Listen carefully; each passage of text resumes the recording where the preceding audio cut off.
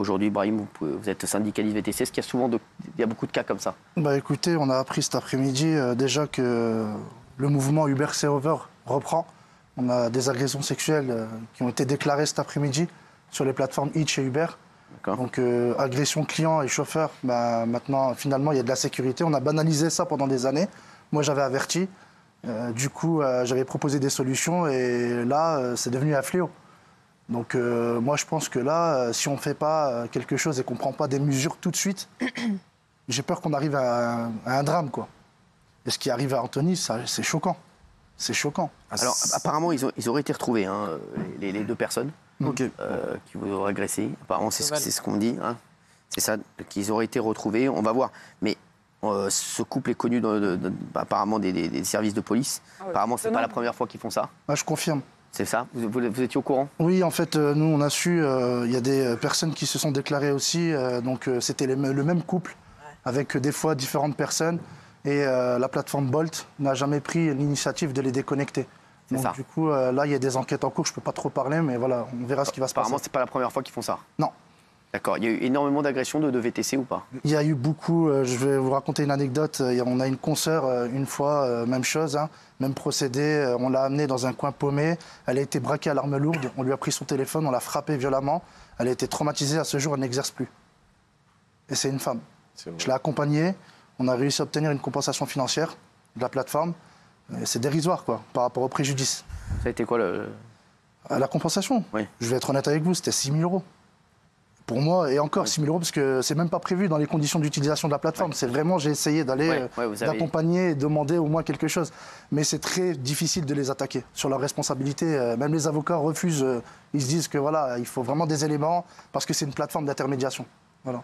Anthony, aujourd'hui, vous nous avez dit que vous alliez mettre un petit peu de temps à reprendre le travail. Vous habitez à Lille.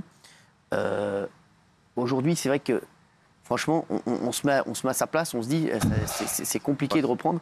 Et moi, quand j'ai vu les deux là, leur comportement envers Anthony, même, je vous jure, je supporte plus ce genre de vidéos. Oui, Guillaume. Non, mais les images sont extrêmement choquantes et quand on voit ça, on se dit qu'il y a peut-être tout le système des VTC à revoir parce qu'il y a de plus en plus d'agressions de chauffeurs, de plus en plus d'agressions de passagers. Je crois qu'il y a de moins en moins de chauffeurs parce que les conditions de travail se dégradent malheureusement. Les gens ne veulent rien payer, ni les chauffeurs, ni les courses, donc ça crée des tensions. Est-ce que c'est pas tout le modèle des VTC qu'il faut revoir selon vous?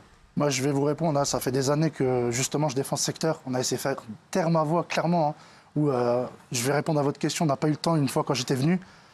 On paye une TVA sur les 25% de la commission Uber. Est-ce que c'est normal qu'aujourd'hui, on doit payer à la place d'Uber? Est-ce que c'est normal qu'aujourd'hui, on nous impose une tarification? On nous dit c'est comme ça, vous voulez pas, on vous déconnecte du jour au lendemain. On nous dit que ça crée de l'emploi. Non, ça crée du chômage. Parce que je peux vous dire qu'il y a des personnes qui ont exercé 2-3 mois et qui sont déconnectées à tort. Et le pire dans cette histoire-là, c'est qu'il n'y a rien qui va. On est dans une société où on nous surveille, parce que dans la plateforme, ce qu'on a découvert, c'est effrayant. C'est que on nous filme à notre insu, on les écoute à notre insu, nos données personnelles partent ailleurs. Il y a tout à revoir. On veut sécuriser, ça ne va pas. Aujourd'hui, il y a une directive européenne qui est portée pour justement améliorer les conditions de travail. Il y a des lobbying de malades. Et pour terminer, j'étais tout à l'heure au Parlement européen, je reviens donc du Parlement, je retrouve 20 lobbyistes qui disent... Mais il y a la flexibilité, ils peuvent travailler à tout moment. Alors je pose la question à Anthony. Aujourd'hui, Anthony, qui a subi cet accident-là, il vit de quoi? Pas de protection, bien sûr. Pas les moyens justement finalement de financer quoi que ce soit. Et il se retrouve, excusez-moi, au chômage technique. Et il pourra Comment ça gagne un chauffeur Uber en fait, il y a des histoires un peu farfelues, des mythes. Mais en réalité, si on revient sur l'article de la Cour des comptes, beaucoup de chauffeurs ne déclarent pas parce qu'ils ne savent même pas comment fonctionne la déclaration URSSAF. Vous voyez, il y en a qui savent pas. Voilà, un chauffeur, franchement, honnêtement, ça dépend. Il y a des périodes où... En moyenne. En moyenne, ça peut être, par exemple, à Paris, on est sur 2 000 € de chiffre d'affaires pour 80 heures de connexion. Donc ça fait en moyenne, avec toutes les charges et tout, à peu près 1 300, 1 400.